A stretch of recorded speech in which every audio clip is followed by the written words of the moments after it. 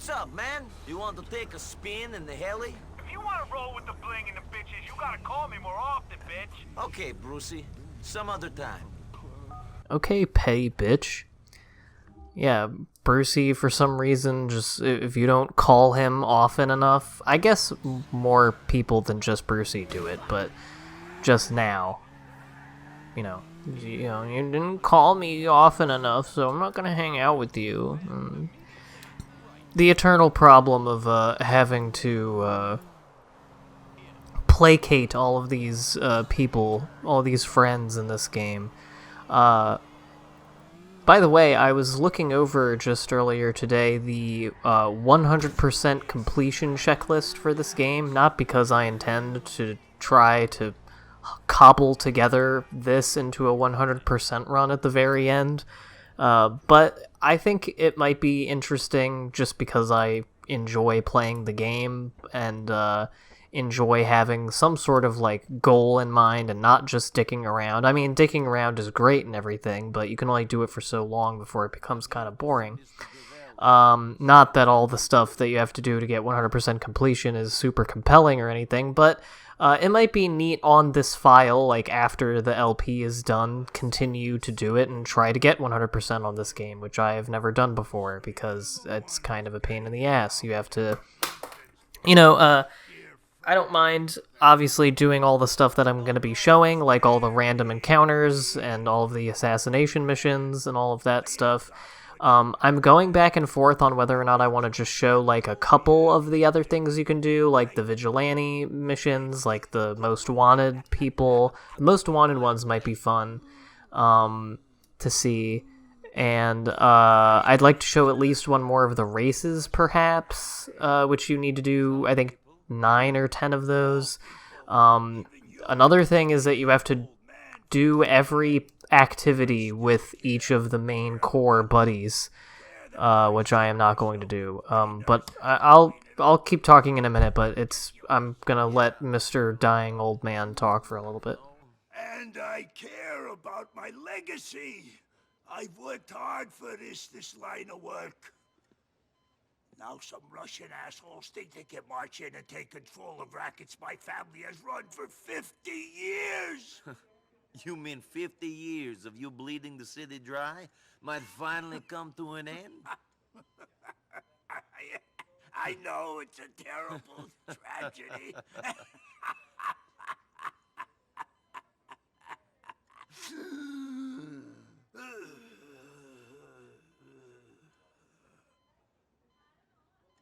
But if it wasn't me, it would just be someone else. So it might as well be me. Yes. Let me tell you, that faggot friend of yours, Bernie Crane, his boyfriend, he's being blackmailed by them damn Russians. They want him to put certain contracts up for tender. Windows, bus lines, cleaning, ones we control. These Russian fucking bastards are trying to finish us. What do you want me to do about it? I want you to work with me. In exchange for what? The police have a file on you an inch thick. In exchange for that. In exchange for that guy you've been asking about being brought here from wherever it is he's hiding, Switzerland or some shit. Okay, good. What do you want me to do? A good friend of mine is coming into town to give a speech on the new threat to Liberty City, Russian organized crime. I got a feeling some people ain't gonna want that speech to happen. Maybe the guy you love, this Dmitri Raskolov, has an interest in keeping the story out of the press. Make sure our boy gets to City Hall. He's coming in from upstate. He'll be at Grand Eastern Terminal on Bismarck. Thank you. My throat hurts just listening to that guy. And that is a very long cutscene.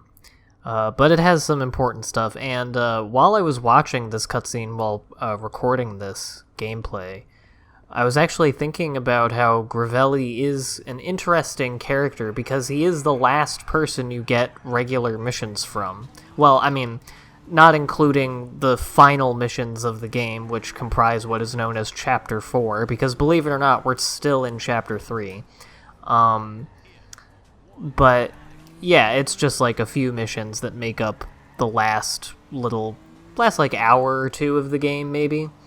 But, yeah, he's the last sort of main dude that you do missions for before the end of the game.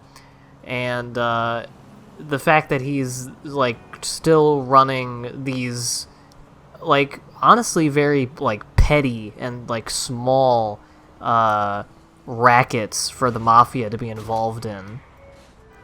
And, like... Or, I don't know if I guess he is the Mafia. He, is in a Mafia family and all that shit.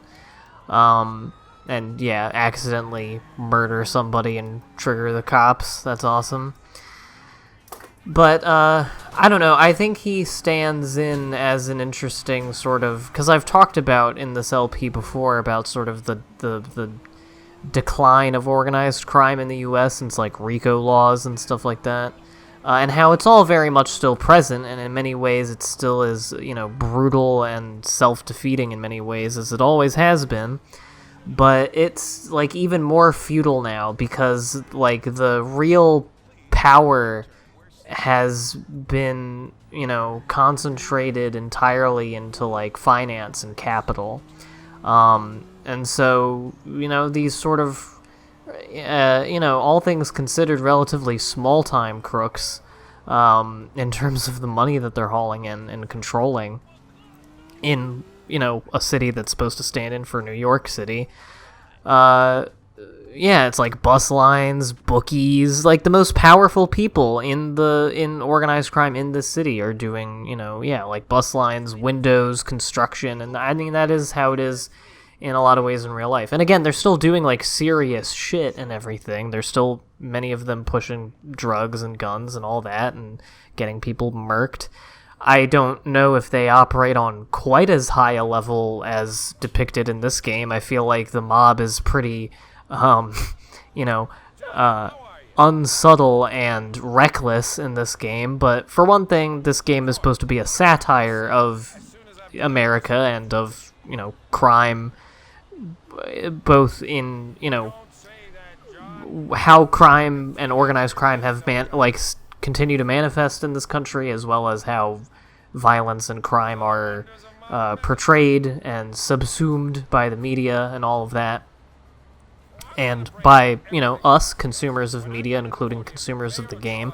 Although I wouldn't say that this game strikes me as particularly reflexive in its nature, which relates to something that I'll get to in a little bit.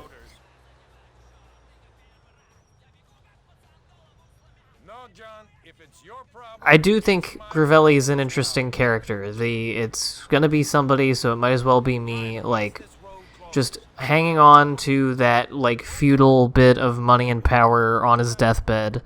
I don't know. I don't have anything interesting to say about it, but I think it got me thinking and burping, apparently.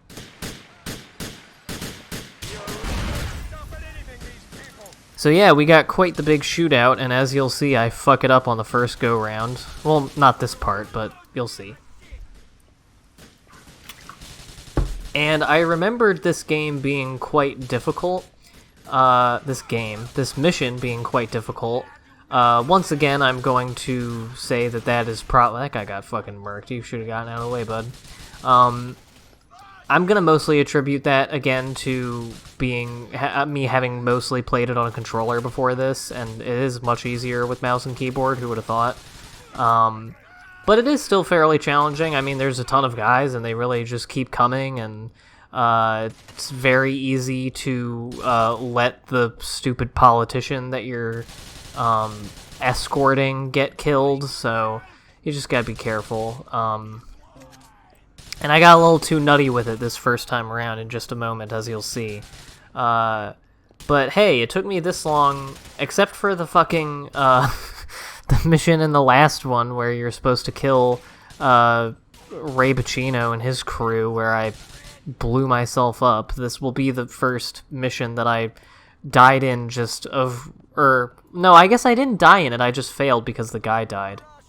Well, you'll see what happens right here.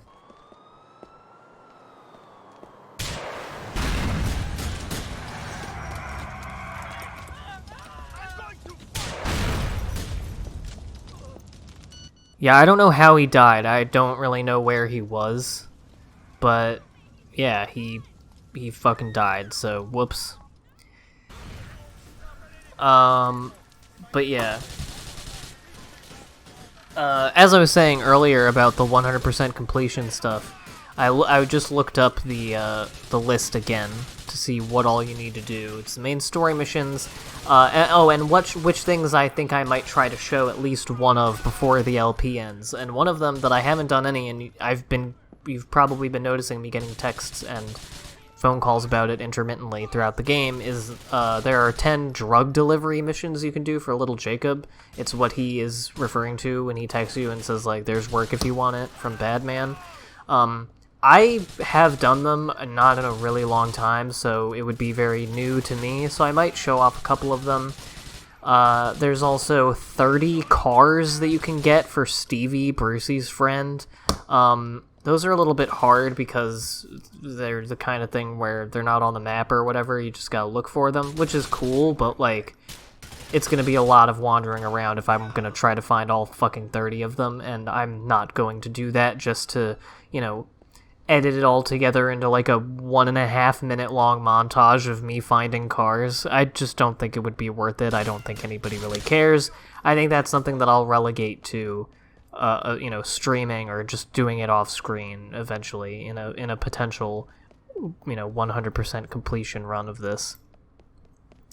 But I'd like to show off the arcade game. That's weirdly part of the 100% thing. Like I said, I'm gonna do all the random character missions. We're gonna do some of them in this one. I want to try at least one of the most wanted missions, maybe one of the vigilante missions. I've shown off a couple of the stunt jumps. There are 50 of them, and you have to do all of them to the game's liking as part of 100%. And then there's also the pigeons. There are 200 of them, and I have no fucking idea where they are. There are like 3 or 4 that I always come across because they're just in places where missions dump you, or whatever, but they must be pretty well hidden because I have played this game quite a bit, and I feel like I've gone to most places on the map more than once, and maybe it's just because they're kind of subtle. They're just little boys with orange glow around them. Orange glow, like that thing, the fucking, what do you call it, that you put on wood that Billy Mays sold. That orange glow. It's pigeons with orange glow on them. And, I guess I just don't notice them. But yeah, we're gonna steal a car with this politician. He doesn't give a shit about it. It would be really, really funny. He does the little, pulling animation. I was really hoping he would bust out a window, but I guess, we unlocked the car in time. But that would have been really funny.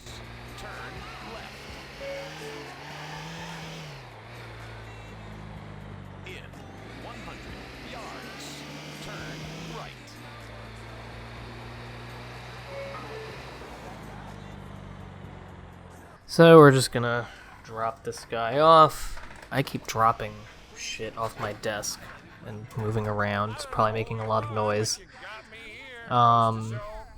Yeah. Oh, P.S. I'm sure nobody fucking cares, but a few videos ago I mentioned like a weird freezing problem with my computer. And I asked if anybody knew what possibly could be causing that and what I could do to fix it, to tell me in the comments. And of course, only one person responded and just said, turn your computer on and off. So, thanks to everybody. Suck my dick. Can't rely on you for anything. Glad to finally confirm that. But I've been running a bunch of tests and shit. Like, I updated all my drivers. I did the, I tried to do the Windows Diagnostic Tool test, but it didn't do anything. And some hard drive thing that I forget what it's called. I know dick shit about computers. I just, Google what my problems are and try things. It's pretty much how I figured out to do basically everything with computers that I know how to do at all. And then I ran a memory test overnight to check to make sure it wasn't my RAM, because that was another thing that, I heard it could be the cause of it is the RAM, the memory being bad, the memory sticks not being good, or the ports not being good, and everything was fine. So, I think the next thing on my list of things to try to do to fix it, because it's been getting... I don't know if it's been getting better, but it's not making me force shut off my computer anymore. Now it's just freezing and then restarting, and then everything is, and then I'm at the Windows login screen again, which is certainly annoying, but it's not quite as bad because, I don't have to shut down the whole computer. And it's almost never when I'm doing anything particularly taxing on the computer either. And the only thing that it does... It doesn't do it, reliably when I'm doing one thing or another. It's very sporadic and random. And the only thing that it seems to make it reliably do that is when I'm trying to edit a document in LibreOffice. I was trying to do it, and every time, for 3 to 5 minutes into me typing, it would freeze and restart. So I uninstalled and reinstalled LibreOffice to make sure it just wasn't a problem with the program, because, it can be kind of fucky, I guess. But, it still does it, so, whatever. My workaround for now for that problem is just that I am doing what I would have done in LibreOffice in a Google Doc instead, which seems to be working.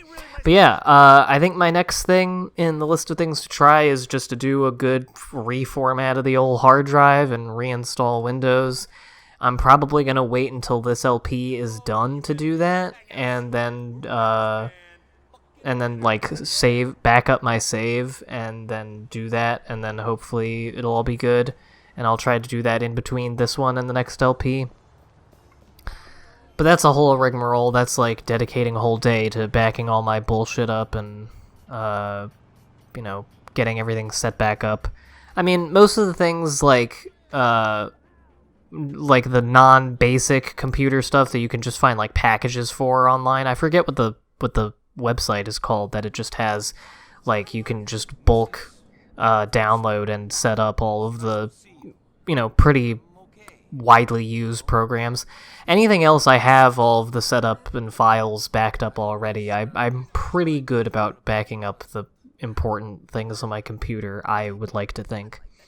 Anyway, here's Mikhail Faustin's wife, or a widow. So let's see what she has to say. He was awful. A murdering, drug-addicted bully. In many ways, the world is better off without him. But now I am alone. I'm sorry about this. This hot dog guy won't fucking shut up. She's doing this passionate soliloquy about her dead husband, and he's like, "Come get this hot chihuahua." Got repossessed, and we are living in a one-room apartment. The land of opportunity. I'd rather be back in Russia. At least there, people don't pretend life has any pleasure. Do you need money? I need more than that. I need someone to come and get the man to leave my daughter alone. I can see he is a slime ball. I think he is trying to turn her into a stripper, or even worse. What guy? Some slime ball hangs out on Dillon Street in Schottler. I can't do much for you.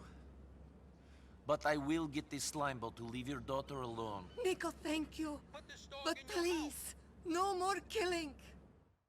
They say slime ball 4 more times. Anyway, yeah, just another beating up an abusive boyfriend side mission. I'm perfectly fine with that. Talking in the last segment about, enjoying violence in video games, certainly makes it easier when the game gives you the context of the person you're beating up being terrible. I feel like that makes it a little bit more understandable.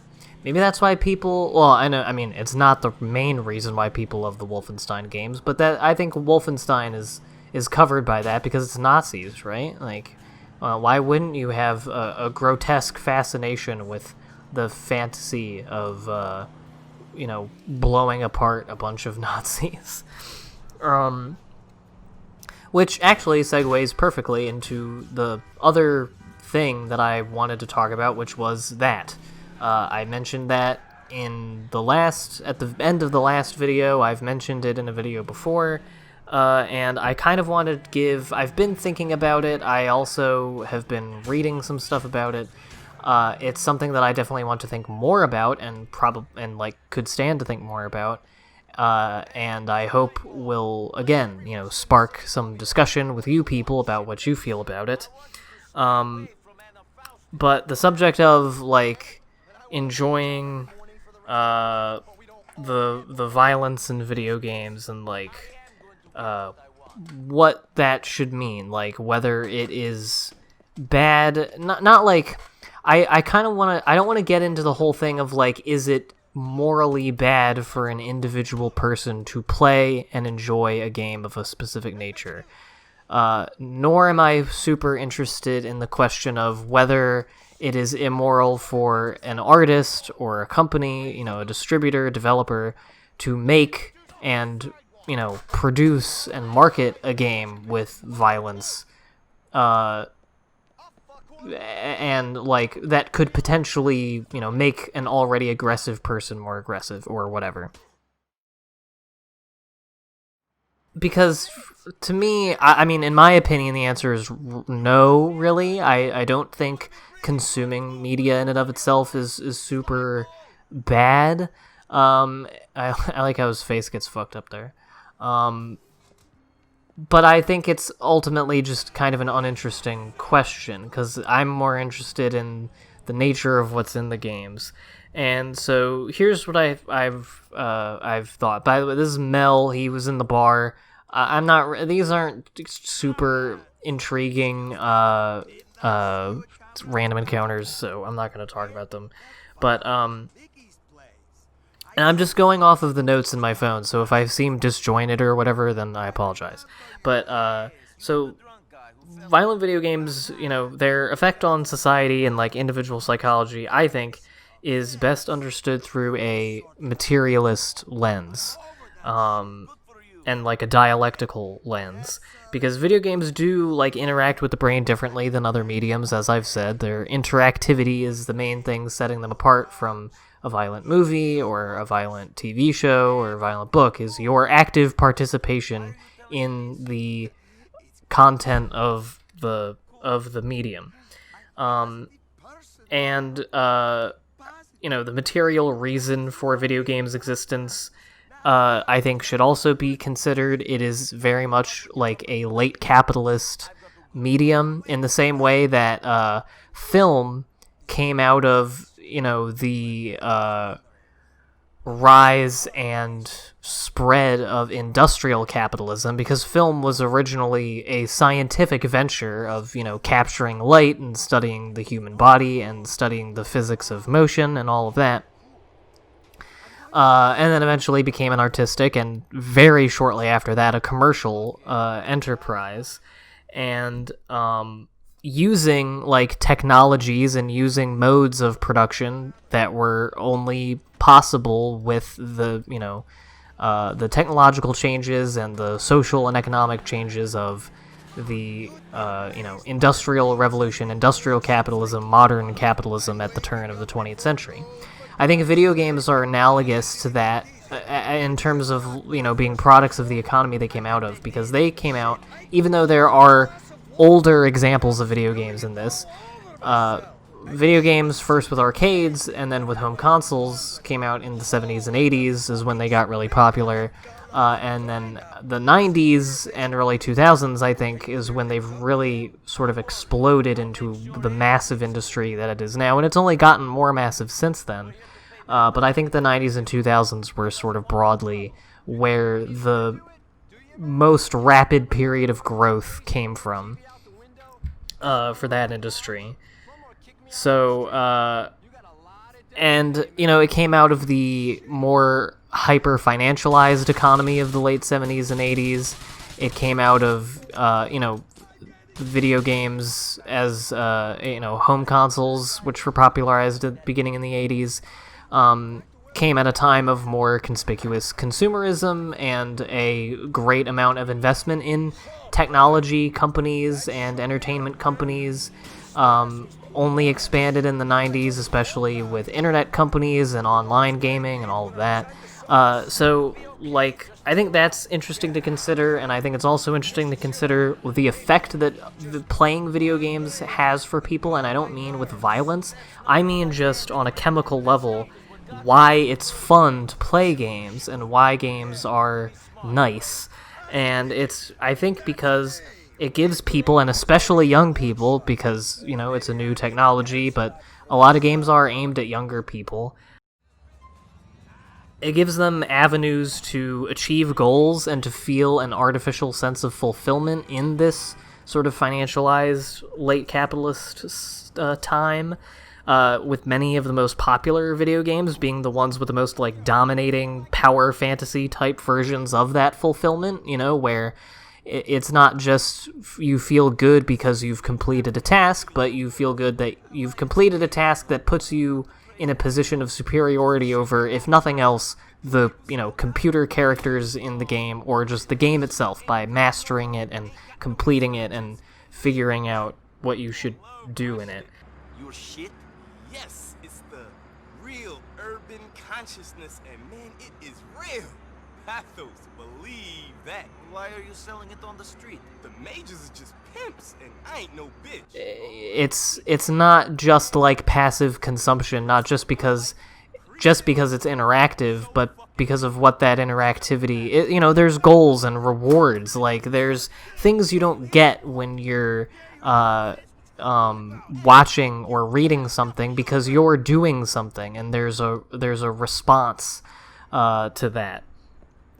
But with all that said, I don't think engagement and enjoyment of any problematic media makes someone a necessarily bad person, because I think there is, you know, a level of, for lack of a better term, like, maturity of being able to realize the context of the things you're consuming, whether it be a video game, and yeah, I fucked that up, a video game or a movie or a book or whatever, something that has objectionable content in one way or another, but you manage to find some sort of you know, worth or value in experiencing. I think that can exist for any media. And I think most people are able to enjoy a violent movie or game while knowing the difference from real life, and I think video games in particular are a powerful outlet for, like, entertainment and enrichment, just like movies, for that reason. And, you know, the people who perpetrate real violence always have material realities that affect their aggression much more than the media they consume does. Like, I want to say, from the most recent number I've seen, like, far less than a quarter of the people who, in America, who are mass shooters have any sort of, like, extensive history of playing video games, and even fewer specifically violent video games. I remember when the final report on the Sandy Hook shooting came out in 2013, and I read it, and a very substantial portion of it was dedicated to listing the games that he played, and some of them were like Mario and shit. And it fits with all the rest of the issues of, like, contemporary politics, where nothing can be proposed to meaningfully change the status quo other than changing what culture people consume and what culture gets to be made and all of that. Which I think is, you know, what is going on when we look at the spate of, you know, very public and very dramatic acts of violence in America that are so prevalent compared to other countries, at least.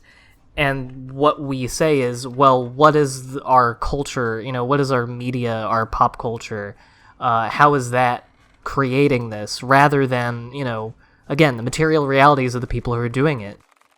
And I wanted to expand more on this. I think that's a good sort of general, my take on the question of, you know, what should we make of the enjoyment of violence. I think, you know, there's just, that's a drive and an urge that I think all humans have, is a, as someone in the comments pointed out, it's not about, like, human forms being killed. It's about, you know, just funny non-human, with that context of it being artificial, it can be enjoyable. I think that's perfectly fine. I'm going to be talking over a black screen for a second here, but I don't care. Next time we'll be doing more of the random encounters. We'll be finishing those up. And I do want to finish talking about what I'm talking about here with regards to The Last of Us Part 2. But I think this is actually a good sort of stopping point, except it would have been nice if I had gotten to this point like 30 seconds earlier. But anyway, next time, yeah, we'll be doing that, and I will see you then for that. Sorry for talking over not the game.